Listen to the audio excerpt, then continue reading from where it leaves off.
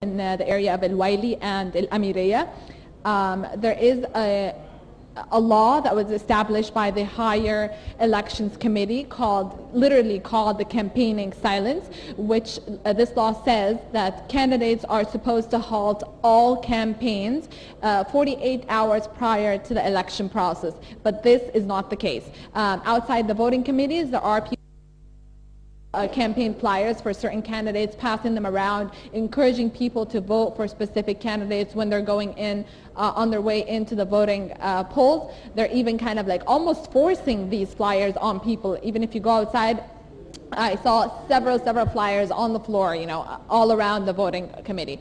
The second violation that was committed kind of almost by the voters is that you're not allowed to take any flyers with you inside the voting poll, but a lot of voters take the flyers with them, with the name and the symbol of the person they're going to vote for.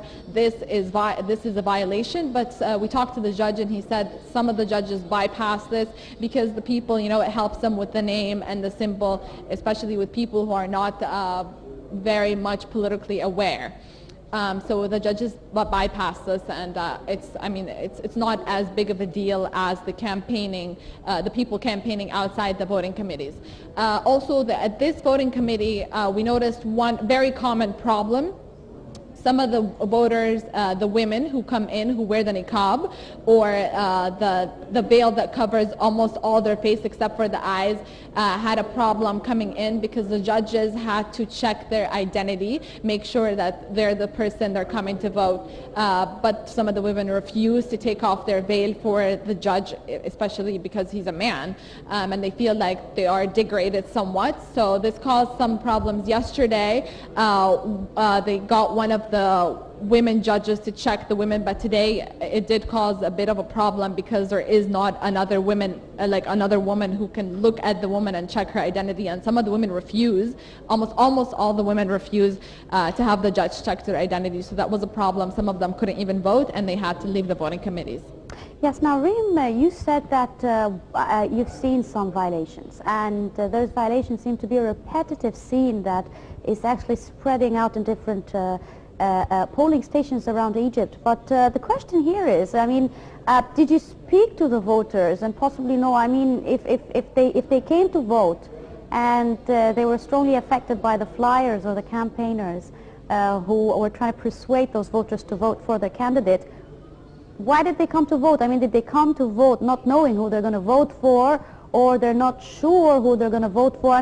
Did you talk to voters and what was their opinion about that?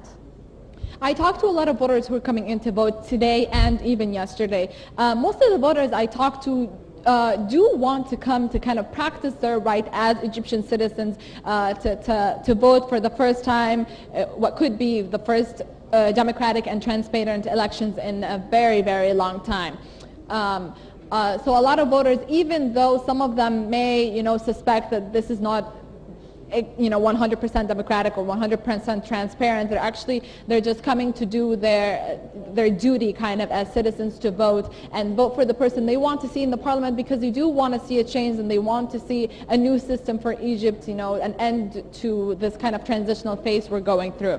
Some of the voters, though, a few of the voters I talked to were kind of afraid about the rumor going around that there's a 500 Egyptian pounds fine.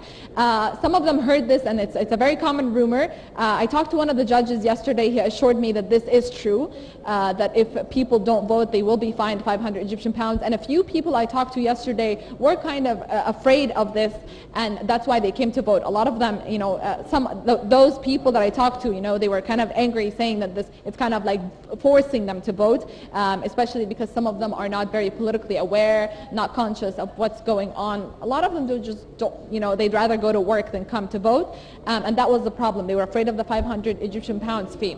But everyone else I talked to, there's positivity in the air. People are very excited about this election process, especially because it's kind of, it hasn't happened in a long time. The previous parliamentary elections, everyone knew who was going to win. The National Democratic Party was expected to win all the time. So at least now people actually believe that this could be a change and that they could have, a role in changing the Egyptian government and creating a different scene for the next political system.